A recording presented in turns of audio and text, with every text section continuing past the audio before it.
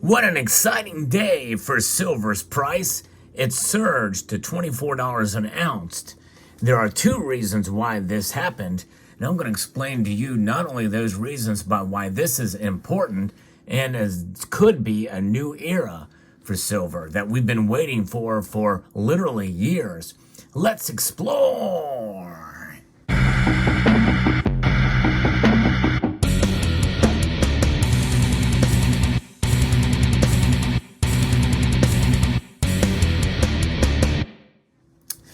It wasn't that long ago that I talked about how silver's price movement that we've seen in the days after the Federal Reserve announced a quarter-point rate hike, why it was so important for silver's momentum and silver's price. And so far, other than a few days of a correction and profit taking, or call it what you will, you might even say manipulation, any kind of movement to the upside in the days and a week after this rate hike, I believe is reason to celebrate. And each day, I think, becomes even more important as it solidifies maybe a new bottom for silver. Well, today, folks, we saw silver break the $24 an ounce mark. In fact, as I record this video, silver is sitting at $23.99. It's up 55 cents on the day. That's over a 2.3% increase on the day. That is a surge. Now, people can have their own interpretations of these price movements, but I do talk about the markets, and whenever there's a big movement like this, 2.3% or anything above 2% is a surge in my view. Anything over 4% increase any given day is pretty much a price explosion with regards to silver's movement here. All the metals are benefiting from today's activities. I'm going to go through the reasons why that had occurred, except for rhodium. Rhodium is actually down $575, but that's another topic for another video. But we're talking about primarily silver here. We can celebrate because gold only moved up 0.83% today as of the recording of this video. Silver moved 2.38%. narrowing the gold to silver ratio to 82.92. And by the way, folks, we all know that's an incredibly high ratio. In fact, many of those that do watch the ratio between gold and silver say that, hey, call me when it gets below 70 to 1. And I can certainly understand that sentiment. And of course, people also say the same thing about price. Call me when silver gets to $30 or $35 an ounce. Many of us feel it should be around that level. We're quite a ways off from that yet, but celebrations are warranted given what I'm about to tell you here in a moment here. Gold and silver prices are higher. I'm going to be referencing an article here from Kitco that talks a little bit about this. And if you enjoy videos like this where I talk about the markets, where I talk about where silver is going, and to talk about the news with regards to silver, and talk about the fundamentals of the metal, and try to encourage you, if you're stacking, I hope you will consider subscribing to the channel and pressing that thumbs up button down below. So around the middle of the day, there's been bullish technical charts that have been seeing. In other words, the technical analysts are kind of looking at this and saying this is a good buying opportunity, speculating the buying interest in gold and silver. And so, and obviously, silver is benefiting a lot today. Folks, when we see movements like this is what silver is supposed to do. It's a volatile metal. There's really no secret there, but it is reacting at a much greater clip. Now, what also is affecting this is a depreciating U.S. dollar on the foreign exchange market. In fact, I'm going to be looking here at the dollar index. That's a measure of the dollar compared to other currencies out there, and it is down almost a half a percentage point. It's at 102.17 now, and we did see that occur in the beginning of the week, and we saw the dollar index down somewhat, and silver was down even more. So that was an unusual time. I reported on that during that movement, but now the dollar and silver are acting the way that they normally should in these scenarios.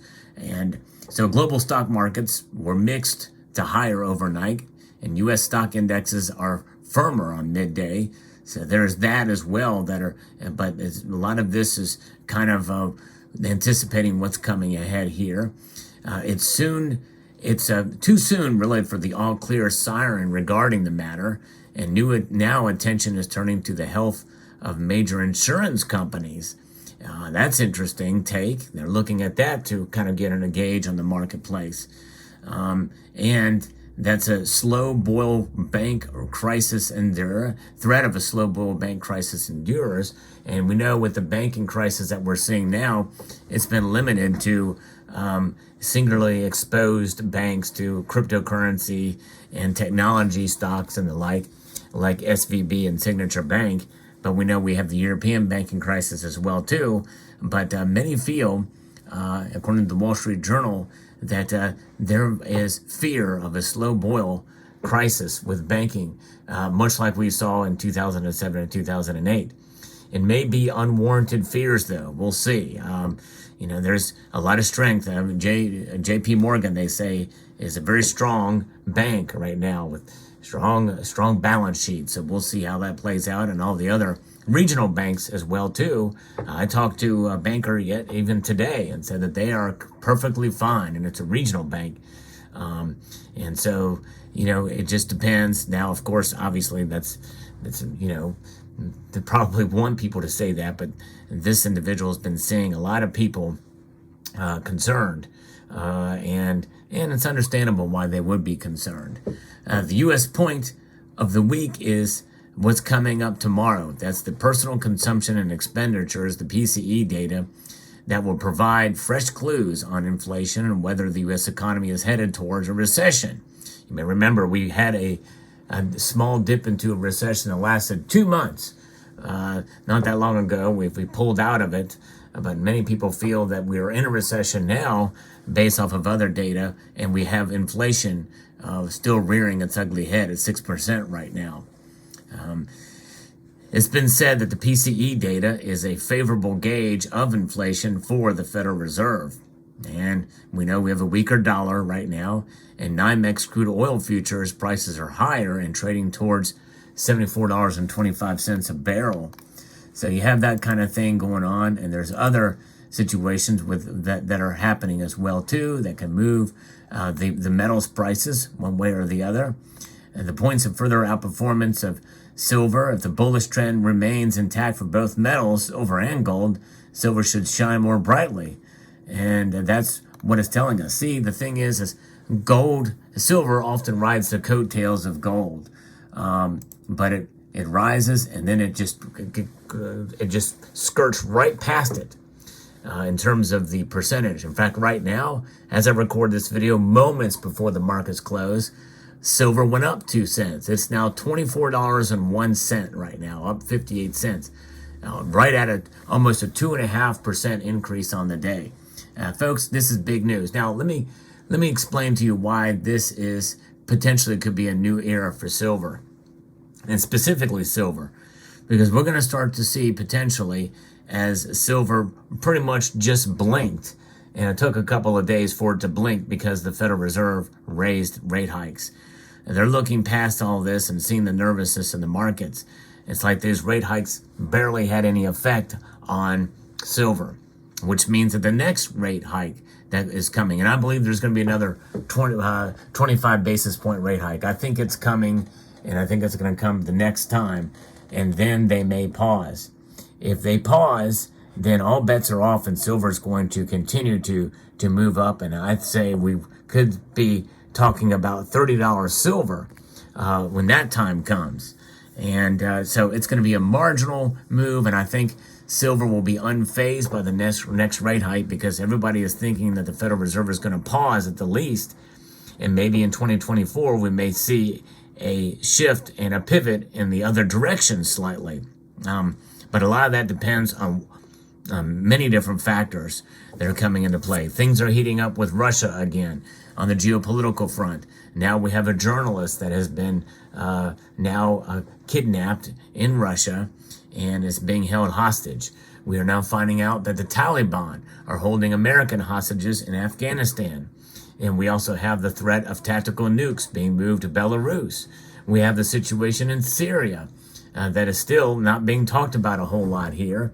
And we have talk about Saudi Arabia further abandoning the dollar and trying to work with Iran, and with Iran and Russia and China, with the BRICS nations and getting stronger.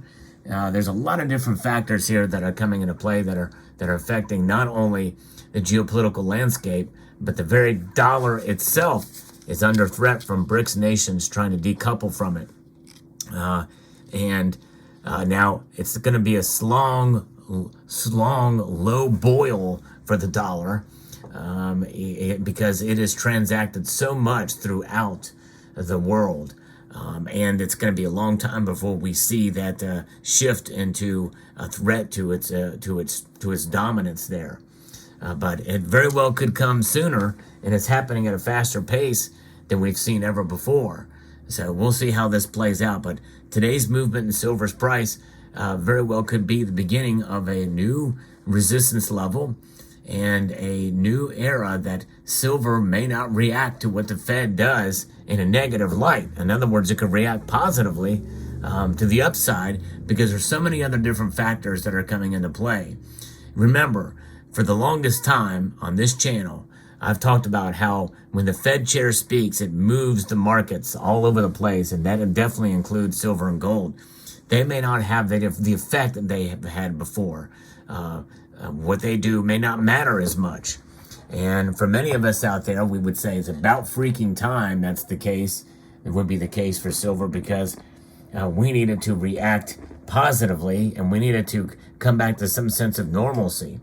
And a normal price for silver at this point in time, considering what's going on, when you look at it as a hedge of protection, well, we're thinking $30 an ounce at the very least is where it should be. I mean, given where gold is, and we need to see the gold to silver ratio narrow to somewhere around the low 60s to mid 60s.